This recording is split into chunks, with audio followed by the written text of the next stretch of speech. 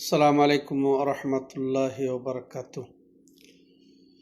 আলহামদুলিল্লাহি রাব্বিল আলামিন ওয়াল আকিবাতু লিল মুত্তাকিন ওয়াসসালাতু ওয়াসসালামু আলা আশরাফিল আমবিয়াই ওয়াল মুরসালিন নবিয়িনা মুহাম্মদ ওয়া আলা আলিহি ওয়া সাহবিহি ওয়া মান তাবিআহুম বিইহসানিন ইলা ইয়াউমিদ্দিন, আম্মা বা'দ। সম্মানিত দর্শক ও শ্রোতামণ্ডলী, আল্লাহ রাব্বুল আলামিনের অশেষ মেহেরবানিতে আমরা রমজান সিরিজ 4 শুরু করতে যাচ্ছি আওয়ার ইসলাম পেজ থেকে। জানাই আপনাদেরকে রমজানের শুভেচ্ছা, স্বাগত। তো আল্লাহ রাব্বুল আলামিন আমাদেরকে রমজানের সিয়াম ফরজ করে বলছেন, ইয়া আইয়ুহাল্লাযীনা আমানু কুতিবা আলাইকুমুস সিয়াম কামা কুতিবা আলাল লাযীনা মিন ক্বাবলিকুম লাআল্লাকুম তাত্তাকুন। যে হে ঈমানদারগণ, তোমাদের প্রতি সিয়াম ফরজ করা হয়েছে যেমনটি তোমাদের পূর্ববর্তীদের উপরে ফরজ করা হয়েছিল, যেন তোমরা তাকওয়া করতে পারো। তো আল্লাহ মুমিনদের উপরে ফরজ করেছেন। অতএব আজকে আমরা জানব যে মানুষের মধ্যে কাদের উপরে সিয়াম ফরজ। তো আমরা এই কয়েকটি শ্রেণী সম্পর্কে জানব যে কাদের প্রতি আল্লাহ রাব্বুল আলামিন সিয়ামকে ফরজ করেছেন। তো আসলে এই সিয়াম প্রত্যেক বয়স্ক, তারপরে বিবেক সম্পন্ন, সামর্থ্যবান ও নিজ অবস্থানে অবস্থানকারী মুসলিম ব্যক্তির উপরে সিয়াম ফরজ। এর মধ্যে এসে গেছে কাদের উপরে সিয়াম ফরজ। এর মধ্যে আমরা আলাদা যে কথাটা বলা হলো, এর মধ্যে তাহলে ব্যতিক্রম যে কাফের উপরে সিয়াম ফরজ নয়। মুসলিমের উপরে যেহেতু সিয়াম ফরজ, কাফের উপরে সিয়াম ফরজ নাই যতক্ষণ সে ইসলাম কবুল না করবে। কাফের ইসলাম কবুল করলে তার আর কাজাও করতে হবে না বিগত জীবনের জন্যে। তাহলে সিয়ামের প্রথম শর্ত হচ্ছে মুসলিম হওয়া। কাফের উপরে সিয়াম ফরজ নাই। ইতিপূর্বেও আমরা জেনেছি যে সলাৎ আদায় না করলে সেটা কুফরি হওয়ার কারণে সলাৎ যারা আদায় করে না, বেনামাজির উপরে সিয়াম ফরজ নয়। বেনামাজির উপরে সিয়াম ফরজ নয়, এটা আমরা সরাসরি বলতে পারি। কারণ পার্থক্য করে দেয় এই সলাৎ, কে কাফের কে মুমিন। তো এটা আমরা খুব গুরুত্ব সহকারে জানবো, নেব। এরপরে অপ্রাপ্ত বয়স্কদের উপরে সিয়াম ফরজ নয়, প্রাপ্ত বয়সী হওয়া সিয়াম ফরজ হওয়ার জন্যে শর্ত। প্রাপ্ত বয়সী কারা? যেমন ছেলেদের জন্য, মেয়েদের জন্য নির্ধারিত কিছু লক্ষণ আছে, কিছু ছেলেদের জন্য আলাদা লক্ষণ আছে, কিছু মেয়েদের জন্য আলাদা লক্ষণ আছে, কিছু উভয়ের জন্য আলাদা লক্ষণ আছে। তো সেগুলা লক্ষণ মানে প্রাপ্ত বয়স হওয়ার লক্ষণ যার মধ্যে পাওয়া যাবে সেই প্রাপ্ত বয়সী, ছেলে হোক মেয়ে হোক, সিয়াম ফরজ। যদি কার মধ্যে আলামত প্রকাশ না পায় প্রাপ্তবয়সী হওয়ার, তাহলে মোটামুটি 15 বছর হলে তার উপরে ফরজ হয়ে যায়। তবে ছোট বাচ্চাদেরকে অভ্যাস গড়ার জন্য 7 বছর, 6-7 বছর থেকেই যেমন সালাতের অভ্যাস গড়ানোর জন্য নিয়ে যেতে হবে, তেমন সিয়াম পালনের জন্যও অভ্যাস গড়ার ক্ষেত্রে বাচ্চাদেরকে করতে হবে, উৎসাহিত করতে হবে, তারা যেন পরবর্তীতে সহজে সিয়াম পালন করতে শেখে। এই জন্য তাদেরকে আমাদের অভ্যাস গড়াতে হবে। সাহাবায়ে কেরাম এটা করতেন। আশুরার সিয়াম ফরজ ছিল যে বছর, সে বছর তারা বাচ্চাদেরকেও সিয়াম পালন করাতেন। তো তারা যখন বিকেলবেলা কষ্ট ছটফট করত, তখন তাদেরকে খেলনা দিয়ে বুঝ দিতেন। তাহলে এখানে অভ্যাস গড়ানোর জন্য ছোট বাচ্চাদেরকে সিয়াম পালন করার জন্য উৎসাহিত করতে হবে, সেটা আমরা জানলাম। আর পাগলের প্রতি সিয়াম ফরজ নয়। তাহলে জ্ঞান থাকা, বিবেক থাকা, এটা সিয়াম ফরজের একটি শর্ত। পাগল হলে ওই অবস্থায় তার জন্য সিয়াম পালন করা ফরজ নয় এবং তার জন্য কাজাও করতে হবে না। এটা আমরা অপারগ যদি যে সিয়াম পালন করতে সে পারে না, এরকম অপারগ স্থায়ী হতে পারে, বৃদ্ধ হয়ে যেতে পারে। যারা বৃদ্ধ হয়ে গেছে তারা আর সুস্থ হবে না, যেহেতু সেই হিসেবে স্থায়ী অপারগ। আর এমন রোগ ধরেছে, আল্লাহ আমাদের সবাইকে হেফাজত করেন, যে সুস্থ হওয়ার আর কোনো নেই, আশা নেই। এরকম অপারগ যদি ব্যক্তি হয়, এক কথায় স্থায়ী অপারগ হয়, তাদের জন্য সিয়াম ফরজ নয়, বরং তারা ফিদিয়ে দিবে। প্রত্যেক দিনে বিপরীতে তারা ফিদিয়ে দিবেন, অর্থাৎ 2 বেলা খাবারের মূল্য দিয়ে দিবেন বা খাওয়াবেন। এভাবে তাকে ফিদিয়ে দিয়ে দিলে তার সিয়াম আদায় হয়ে গেল। কিন্তু যেহেতু বেঁচে আছেন, তার সিয়াম এভাবে করিয়ে নেওয়া উচিত হবে। তেমনইভাবে অসুস্থ, অপারগ বললাম, এখন অসুস্থ, অস্থায়ী অসুস্থ, সুস্থ হয়ে যাবেন এরকম তার আশা আছে, এরকম হয়ে গেলে তো ওই অবস্থায় সে সিয়াম পালন করবে না, বরং পরবর্তীতে সুস্থ হয়ে সেগুলো আর কাজা করবে। যে কয়টি তার বাকি থাকবে সে কয়টি কাজা করে নেবে সুস্থ হওয়ার পরে। তার এরকমভাবে যারা গর্ভবতী মেয়ে বা বা দুধ পান করায় এরকম মহিলারও যদি কষ্ট হয়, সিয়াম পালনে যদি কষ্ট হয়, বাচ্চার কষ্ট হয়, ক্ষতি হবে, এই আশঙ্কা থাকলে তার ওই অবস্থায় সিয়াম ফরজ নয়। পরবর্তীতে সুস্থ হয়ে বা বলছিলাম যে গর্ভপাত যখন হবে, তখন বাচ্চা হয়ে যাবে, যখন উনি পারবেন তখন সিয়াম কাজা করবেন।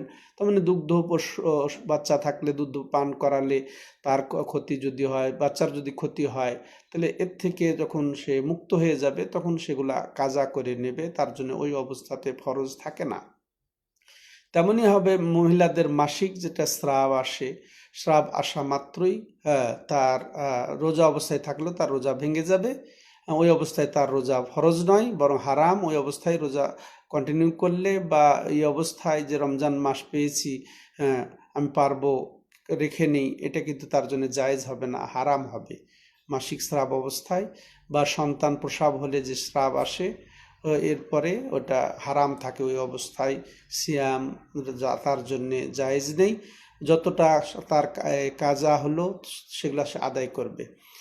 ঋতুবতী বা মাসিক স্রাব যাদের আসে এরকম মহিলাদের অবশ্য সিয়াম কাজা করতে হয়, কিন্তু সলাৎ কাজা করতে হয় না, এটা আল্লাহর পক্ষ থেকে রুখসাত, এটা আমরা জানলাম।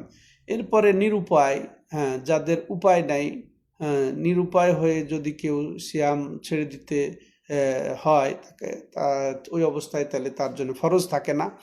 যেমন মনে করেন এমনভাবে বিপদে পড়ে গেছে যে সিয়ামরত অবস্থায় থাকলে বিপদ থেকে মুক্ত করতে পারবে না, মুক্ত হতে পারবে না। পানিতে ডুবে গেছে বাচ্চা, তাকে উঠানোর জন্যে তাকে সিয়াম ছেড়ে হলেও সে এটা করতে পারবে। আগুন লেগে গেছে, আগুন নেভানোর জন্যে, এরকম নিরুপায় অবস্থায় হলে তখন সিয়াম ফরজ থাকে না, পরবর্তীতে সেটা কাজা করতে হয়। তেমনি মুসাফির সফর অবস্থায় তার সিয়াম ফরজ থাকে না, সফর অবস্থায় তার সিয়াম ফরজ থাকে না। ওই অবস্থায় উনি কাজা করে পরবর্তীতে সেই দিনগুলা পূর্ণ করবে, পরবর্তী সে দিনগুলা ওই সিয়ামগুলা পূর্ণ করবে। তবে এই ক্ষেত্রে ওলামায়ে কেরামের যেটা সমাধান, যে যদি রমজানের সিয়াম বা যে কোনো সিয়াম রাখা অবস্থায় তার কঠিন হয় সিয়াম থাকার কারণে, এতে কঠিন হলে সিয়াম ছেড়ে দেবেন, এটাই হচ্ছে উচিত। আর যদি অতিরিক্ত কষ্ট না হয় সফরের কারণে, তার রেখে নেওয়াটাই ভালো, তাহলে তার এই ফরজটা আদায় হয়ে গেল। সমস্ত মুমিনদের সাথে তিনি একত্রতা ঘোষণা করে সিয়াম পালন করেছেন, এদিক দিয়ে ভালো হয়। এক কথায়, যদি এই সফরের কারণে সিয়াম তার বেশি কষ্ট হয়ে যায় তাহলে তার রাখা উচিত হবে না। আর যদি স্বাভাবিকতা থাকে, সফরে তেমন বাড়তি কোনো কষ্ট না হয় বা এটা সম্ভব, কোনো ক্ষতি হবে না, তাহলে তার রেখে নেওয়াটাই ভালো হবে। সম্মানিত দর্শক ও শ্রোতা মণ্ডলী, এই ছিল মোটামুটি যাদের উপরে সিয়াম ফরজ তাদের ধরন বা তাদের শ্রেণী, বা যাদের উপরে এর বিপরীতে যাদের উপরে সিয়াম ফরজ নয়, কিছু আছে পরবর্তীতে কাজা করা, সে লোকদের। এখন সিয়াম কিছু কিছু কারণ আছে যেগুলাতে আমরা ইনশাল্লাহ পরবর্তী পর্বে সিয়াম ভঙ্গের কারণ বর্ণনা করব। তো সেটা আমরা শুনব। তো এখন আমরা যেটা শুনবো, যে যাদের সিয়াম ভাঙবে না, সিয়াম যদি রোজা ভঙ্গের কারণে পতিত হয়ে যায় তার সিয়াম ভাঙবে না, এরকম 3টি কারণ হতে পারে। প্রথম কারণ হতে পারে যে ভুলক্রমে কেউ যদি পানাহার করে নেয় বা রোজা ভঙ্গের কারণে পতিত হয়ে যায় ভুলক্রমে, তাইলে তার সিয়াম ভঙ্গ হবে না। সে কন্টিনিউ ভুলক্রমে পানাহার করলো পেট পূর্ণ করে, তাহলে তার সিয়াম ভাঙবে না, বরং সেটা পূর্ণ করবে স্মরণ আসা মাত্রই, তার থেকে সে বিরত হয়ে যাবে, এটাই যথেষ্ট। আর আল্লাহ রাব্বুল আলামিন বলছেন রব্বানা লা তুআখিযনা ইন নাসিনা আও আখতানা। এখানে আরেকটা, যে যদি ভুলে না জানে যে এটা রোজা ভেঙে যায়, এটা সে জানলই না, খাবার স্যালাইন পুশ করে নিয়েছে, সে জানে না যে খাবার স্যালাইন পুশ করলে রোজা ভাঙবে, হ্যাঁ, তাহলে সে রোজা এর না জানার কারণে রোজা ভাঙবে না, রোজা সে কন্টিনিউ করবে। তাহলে না জানা আর ভুলে গিয়ে যদি কিছু করে ফেলা হয় রোজা ভঙ্গের কারণ পতিত হয়ে যাওয়া হয়, তাহলে তার রোজা ভাঙে না, ওটা ঠিক থাকবে। হ্যাঁ, তো এর এর তেমনই ভাবে কেউ যদি বাধ্য হয়ে রোজা ভেঙে দেয়, কেউ যদি বাধ্য হয়ে রোজা ভেঙে দেয়, তাহলে তার রোজা ভাঙবে না। অর্থাৎ তাকে অমুসলিম, কেউ জালেম, কেউ শত্রু তাকে রোজা ভাঙতে বাধ্য করলো, তার সামনে যদি রোজা ভেঙেও দেয়, তাহলে আসলে তার রোজা ভাঙবে না, সেটা কন্টিনিউ করবে।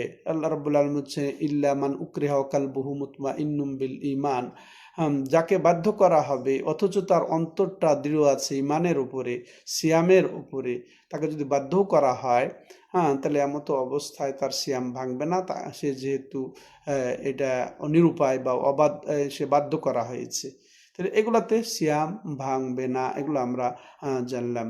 তো আল্লাহ রাব্বুল আলামিন আমাদেরকে তৌফিক দান করেন। রোজা ভাঙার কারণ আমরা শুনবো ইনশাআল্লাহ পরবর্তীতে। তো এক কথায় যে ভুলে গিয়ে পানাহার করে নিলেও রোজা ভাঙে না, এটাও জানলাম। এরপরে আরও কারণ আছে, যদি স্বপ্নদোষ হয় রোজা ভাঙে না, আরও অন্যান্য মাসালা মাসাইল ইনশাআল্লাহ আমরা পরবর্তী পর্যায়ে শুনবো।